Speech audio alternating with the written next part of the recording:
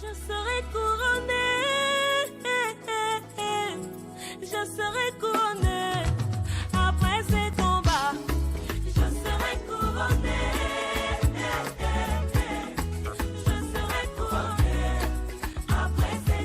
L'église est devenue le second de la télé. Si tu ne regardes pas télé, il faut venir donc à l'église pour tuer le temps. Ce qui fait qu'il vient, il ne suit rien, il n'écoute rien, il ne comprend rien, il n'est même pas là. Il peut être en train de regarder ton visage comme ça, mais il ne suit rien. Il ne suit rien. Pourquoi? Parce qu'il ne croit pas que Dieu existe à cause des difficultés qu'il est en train de traverser.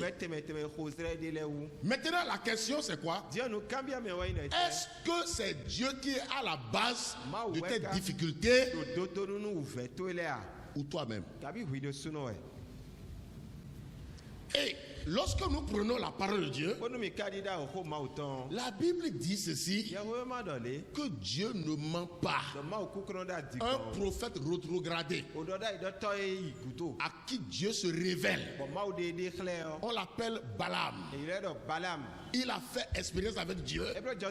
Il dit au roi Balak, Dieu ne ment pas. Si Dieu dit quelque chose, il le fait. Et c'est vrai. Dieu ne ment pas. Si dans ta vie, tu constates un mensonge de Dieu, c'est que tu es en train de toucher à la suprématie, à la gloire, à la nature de Dieu. Et c'est grave. On ne touche pas à la gloire de Dieu. On ne touche pas à la nature de Dieu. On blesse ça. Ah non, non, non, Dieu n'existe pas. Ah non, non, non, non. Ou bien Dieu n'est pas dans cette église. Ce sont vos langages, hein. Vous les chrétiens là. Ah non, non, non, Dieu n'est plus dans cette église. Il dit, là où deux ou trois s'accordent en son nom, il est là. Toi tu ouvres ta bouche comme ça, tu dis que Dieu n'est plus dans cette église. Dieu est parti. Ah, le pasteur n'est pas bon. Ah, tel n'est pas bon.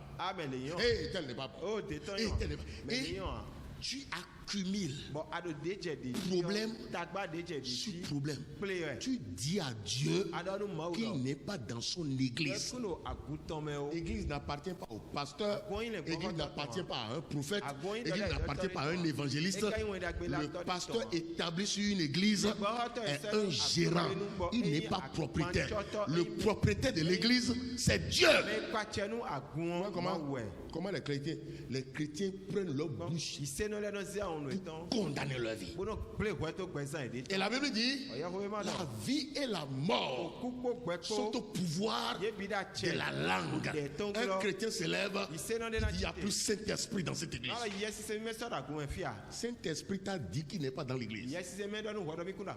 Vous voyez? Et tout ça c'est quoi? C'est la misère qui donne ça. Lorsque chrétien souffre, des propos négatifs commencent par sortir de sa bouche. Amen. Amen. Simplement parce que son âme est malade. Pourquoi il ne prospère pas? C'est son âme. Pourquoi il ne prospère pas? C'est son âme. Pourquoi il a des problèmes? Il a des difficultés. C'est son âme. Pourquoi il est bloqué? C'est son âme. Pourquoi il est malade? Il prie, ça ne marche pas. C'est son âme. Tout ce qu'il rencontre, c'est son âme. Maintenant, lorsque son âme est remplie de saleté, de l'iniquité, il finit de mépriser les hommes. Il monte sur Dieu maintenant. Il dit Dieu n'existe pas. Laissez votre affaire là. Les gens viennent lui dire, hey, maman, vous savez que Jésus vous aime beaucoup.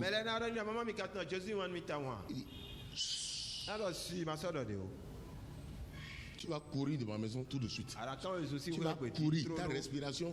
Si tu ne te tais pas avec ton histoire de Dieu là, tu vas voir.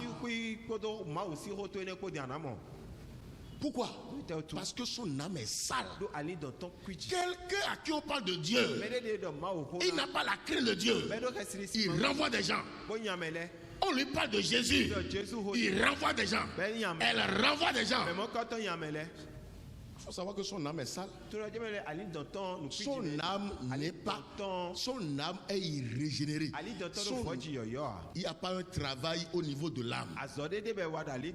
Le péché, l'iniquité a étouffé l'âme. Sinon, un homme qui existe, qui dit que Dieu n'existe pas, il est sur la terre. Il respire. Il ne sait pas le mécanisme. Comment les choses se passent. Même les scientifiques n'arrivent pas à expliquer. C'est-à-dire cette gloire-là. Il a les yeux. Il voit. Il ne sait pas comment les choses se passent. Les yeux voient. Il dit Dieu n'existe pas. C'est un malade. Tu dis que Dieu, tu es malade. C'est une maladie chronique. Et la maladie là, c'est ton âme qui est malade. Ton esprit irrégénéré. Voilà pourquoi Dieu dit, il faut qu'un être humain, pécheur, naisse de nouveau. Jean 3:3. Alléluia. Il faut qu'un être humain, né d'Adam pécheur, naisse de nouveau. Parce que la malédiction originelle couvre l'esprit humain de l'homme et a fait que l'homme est séparé de Dieu. Dieu dit par la nouvelle naissance, l'homme serait libéré de ce pouvoir de la malédiction originelle.